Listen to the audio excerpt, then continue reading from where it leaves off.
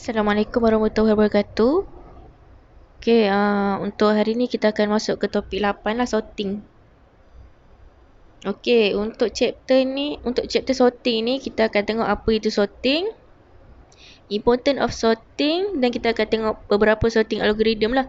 Okey, untuk sorting algorithm kita akan tengok 4 algorithm ni: bubble, insertion, merge dengan quick.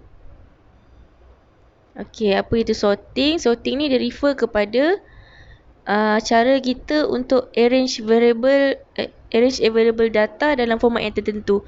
Contoh kat sini dia bagi satu contoh. Dalam list ni dia dah bagi beberapa array. Okey, dan dia nak array ni disusun dalam bentuk descending order lah, dari besar ke kecil. Okey, kita tengok yang dekat L1 tu dia susun lah daripada besar ke kecil. Okey, kita tengok important of sorting. Okey, kat sini ada 4 kepentingan sorting ni lah. First, untuk kita cari item dalam list yang disediakan. Dan cara cari pun lebih cepat dan mudah lah menggunakan sorting. Lepas tu, sorting ni juga digunakan untuk represent data supaya lebih mudah dibaca. Lepas tu, sorting ni dia tolong untuk kita locate lah beberapa pattern of data kita nak susun dia supaya lebih cantik. Okey, lepas tu seterusnya sorting ni dia punya kepentingan adalah untuk duplicate value yang boleh kita dapat daripada list array ataupun barang-barang yang kita nak sort lah dengan lebih cepat bila kita dah susun data-data tu semualah. Sebab dia dah ikut susunan kan, bila kita nak duplicate tu proses dia lebih laju lah. Okey, untuk Python ni, sorting ni untuk sort algorithm memang dah ada package dia dalam Python. Tapi untuk Python ni mostly dia punya sort package ni adalah dalam bentuk ascending order lah. Dia akan sortkan nombor-nombor tu daripada kecil ke besar. Okey, tapi untuk sort ni, untuk Python punya sort, saya rasa dia just guna basic sorting punya algorithm lah. Okey, nanti kita akan tengok 4 algorithm yang saya cakap tadi.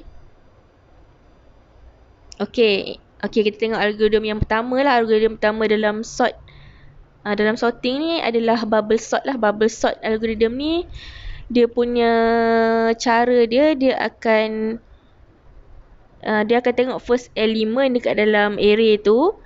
Lepas tu dia compare dengan adjacent element lah, maknanya elemen yang sebelah.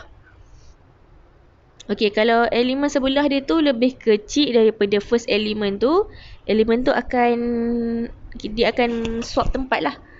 Okey, the algorithm then compare the second element with this. Okey, lepas tu dia akan pergi ke elemen yang sebelah dia pula untuk dia compare lah dengan maknanya dia akan pergi ke second element dan dia akan compare second element tu dengan kawan sebelah dia, elemen sebelah dia, dan dia akan buat proses, kalau lebih kecil dia akan swap. Okey, proses ni akan berulang sampai dia dapat dalam bentuk ascending order lah. Okey, kita tengok contoh dia. Okey, ni contoh ni dia bagi satu array daripada dia ada 9, 8, 6 dengan 4. Okey, lepas tu dia ambil array yang first element adalah 9. Lepas tu dia compare dengan adjacent punya elemen. Contoh kat sini 9, 8 tu lebih kecil daripada 9 lah. So dia orang swap. Nampak 8 dengan 9 ni dah swap. Okey, lepas tu dia pergi kepada second element. Okey, lepas tu dia tengok pula rakan sebelah dia ni siapa. Okey, macam 6 tu dia lebih kecil daripada 9. So dia akan swap lagi lah. Kamu tengok kat sini 6 dengan 9 dah swap. Okey, lepas tu dia pergi kepada third element pula. Okey, dia tengok kawan sebelah dia berapa. Okey, 4 tu lebih kecil daripada 9 juga. Lepas tu dia swap. Okey, bila dia dah swap, 9 ni dah duduk dekat last, dia akan pergi balik dekat depan. Okey, first element adalah 8. Okey, dia tengok kawan sebelah dia, 8 ni, 6 tu lebih kecil daripada 8. So dia swap. Okey, kita tengoklah 6 dengan 8 ni dah swap. Lepas tu dia Dia duduk dekat second element pula. Dia tengok kawan sebelah dia. Okay, 4 tu lebih kecil daripada 8. So, dia swap juga. Okay, bila dah swap, 8 ni dengan 9.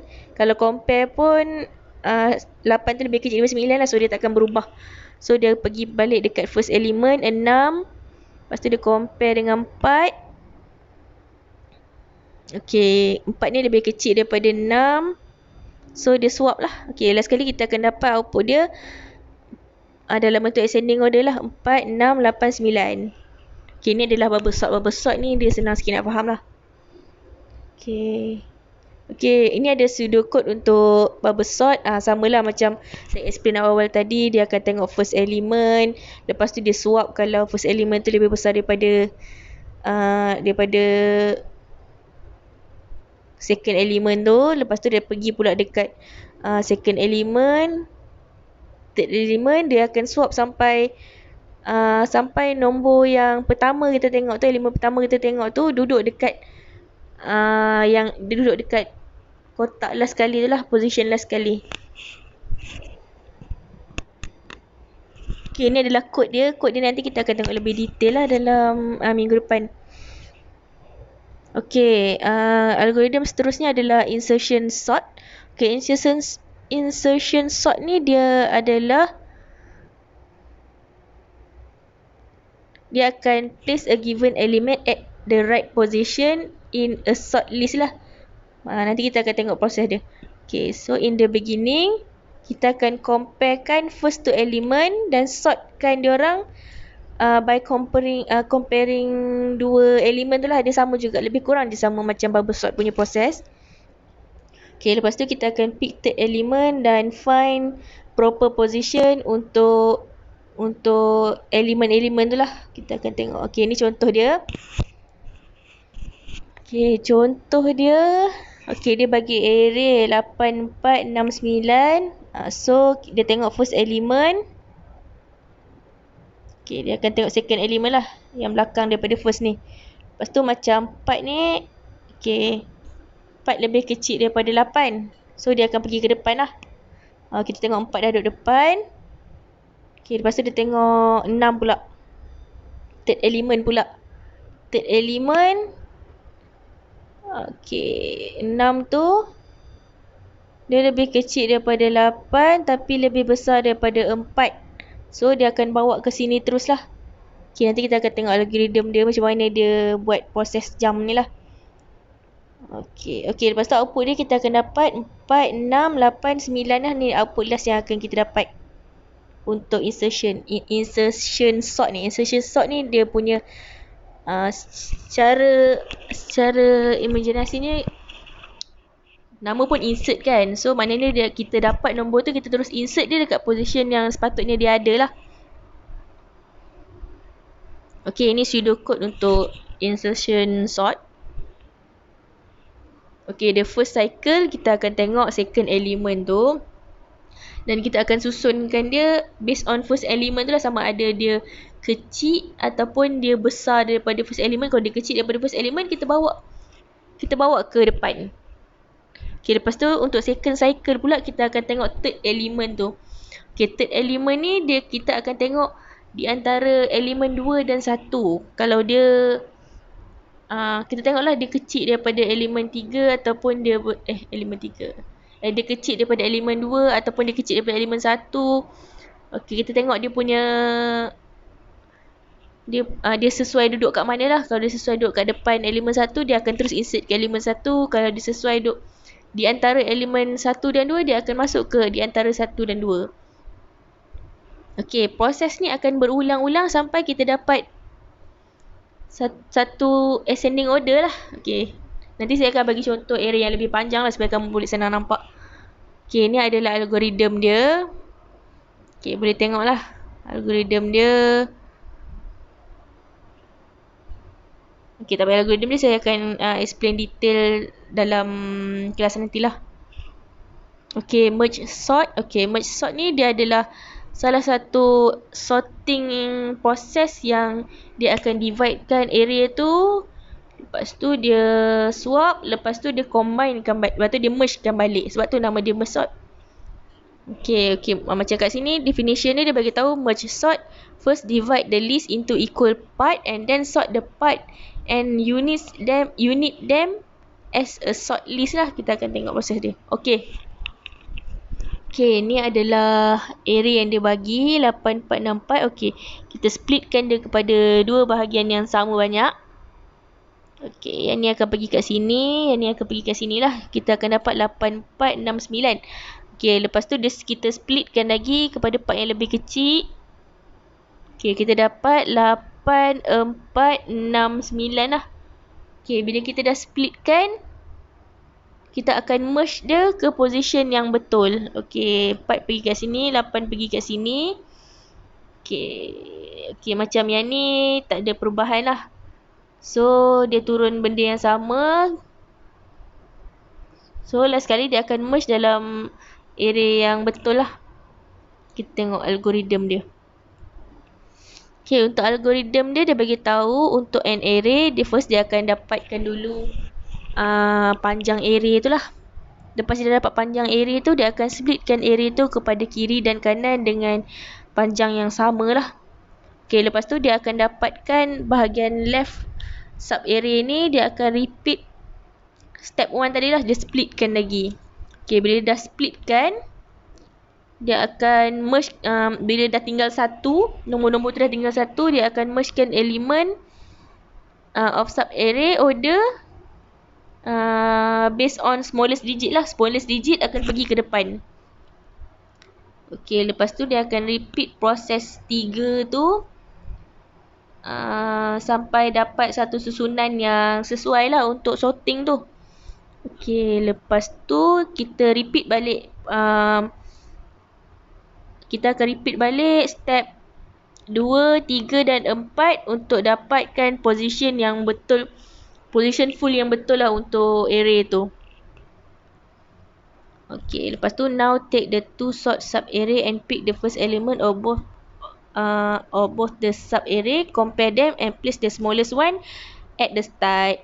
Maknanya dia akan split, dia akan bawa yang kecil ke depan, lepas tu dia ulang-ulang proses ni sampai dapat satu proses yang satu sort ascending order lah. Okay, ni adalah kod dia. Kita akan tengok dalam kelas nantilah. Okay, untuk quick sort. Quick sort ni, dia adalah satu algoritma yang menggunakan divide dan juga conquer algorithm jugalah. Dia sama macam merge.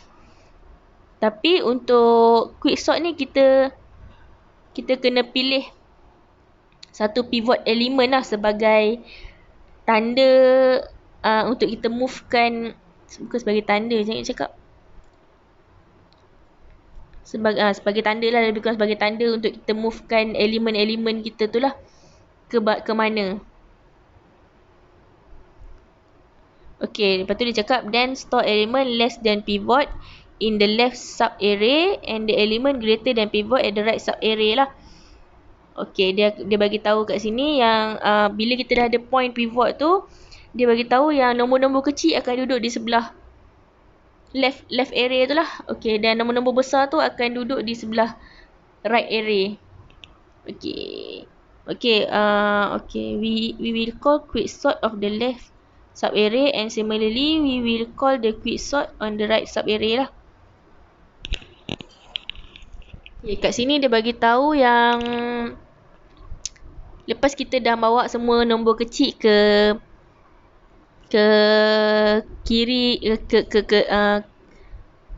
kita bawa semua nombor kecil tu ke kiri dan semua nombor besar ke kanan, kita akan call balik lah algoritma quick sort tu. Maknanya kita dah divide ke kiri dan kanan kan, kita akan cari satu nombor pivot yang baru dekat left ataupun dekat right ni untuk kita positionkan nombor tu sampai dapat susunan yang betul lah. Okay, ini kita tengok contoh dia. Okay, dia dah bagi 6 nombor, 5, 3, 7, 6, 4, 10. Okay, kat sini dia bagi tahu determine the pivot, start point and at left and right lah. Maknanya kat sini kita dah dapat left, start untuk left adalah 5, start untuk right adalah 10. Okay, pivot dia adalah, kita ambil 6 lah, kita ambil 6. Kita ambil yang tengah. Okey, lepas tu 5 ni dia lebih kecil daripada 6. So kita akan shiftkan pointer ni kepada 3 lah. Okey, lepas tu kita tengok lagi 3 ni pun lebih kecil daripada 6. Kita shiftkan kepada 7 pula. Okey. Lepas tu dia akan stop sebab 7 tu besar daripada 6. Maknanya kita nak bawa dia ke sana lah kan. Macam yang besar daripada pivot tu kita kena bawa dia ke sebelah kanan. Okey, lepas tu kita tengok pula starting point yang belah kiri ni. Okey, 10 lebih besar daripada pivot. Okey lah, lepas tu dia shift, dia tengok pula 4. Dia tengok 4 ni kecil pula daripada 6. Maknanya dia tak sesuai duduk di sebelah kanan pivot. So dia stop kat situ.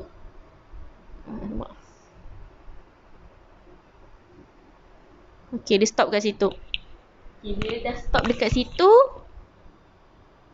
dia swap lah. Dia swap 4 ni ke sebelah kiri pivot, 7 ni ke sebelah kanan pivot. Okey, lepas tu dia move terus ke pivot. Okey, lepas tu dia keluar balik lah.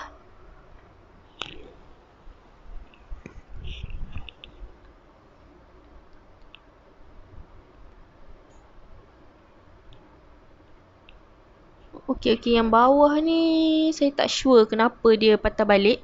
Tapi sepatutnya tadi dia dah stop kat situ, dia akan swap at the pointer ni je lah. Dia akan swap 4 ke kiri, 7 ke kanan. Yang dua bawah ni kamu abaikan. Okey, lepas tu bila kita dah dapat position macam ni, dia akan repeat lah. Kita cari pivot yang baru. Lepas tu kita akan buat swap macam tadi lah. Yang tu bawa ke kiri, yang lebih kecil daripada pivot bawa ke kiri, yang lebih besar daripada pivot bawa ke kanan. Kita tengok pseudocode dia. Okey, pseudocode dia okey. Mula-mula kita dapatkan an array, kita dapat length of an array. Lepas tu kita take the last element as pivot lah. Okay, now let the I be maknanya array dekat position 0 tu akan move, akan tolak 1 lah. Dan position J tu akan jadi dekat AN-1. Okay, untuk pseudocode ni, okay, untuk detail untuk pivot, quicksort ni kita akan tengok dalam kod dia nantilah. Kita tengok dalam Google Colab nanti, saya tunjuk kat kamu macam mana proses quicksort ni. Okay, lepas tu to find the sort position of the pivot, start increment the I. Dia point 2 dengan point 3 ni dia nak cerita macam mana pointer tu bergerak lah. Okay, lepas tu point 3 ni pun dia nak cerita macam mana pointer tu bergerak. Okay, lepas tu point 4 ni swap the element. Maknanya dia dah dapat daripada pivot tu. Pivot tu dekat tengah tadi kan. Dia dah dapat nombor kiri dan kanan ni lah. Adakah nombor kiri dan kanan ni lebih besar daripada pivot atau lebih kecil daripada pivot lah. Lepas tu dia swap lah yang kecil ke kiri, yang besar ke kanan. Okay, lepas tu dia akan repeat lah step 3 dan 4 ni sampai nombor-nombor tu yang kecil duduk di sebelah kiri pivot, yang besar duduk di sebelah kanan pivot lah.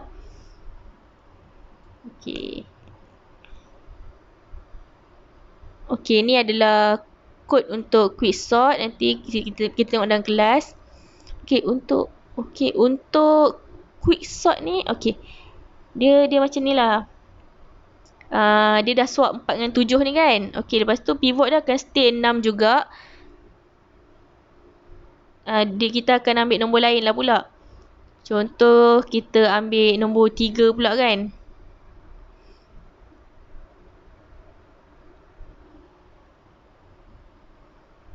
Okay, tak apalah, nanti kita akan tengok lebih detail lah dia punya position macam mana dalam kod baru kita nampak. Macam nombor ni dia tak berapa jelas pula dia punya position tu. Tak apa. Okay, nanti kod dia ni kita akan saya akan tunjuk dalam kelas lah. Okay, sampai sini saja kelas kita. Okay, untuk quicksort ni saya akan hold ajar dalam kelas lah. Kalau ajar dalam ni pun tak berapa jelas sangat. Okay, saya stop sampai sini je lah. Okay, terima kasih.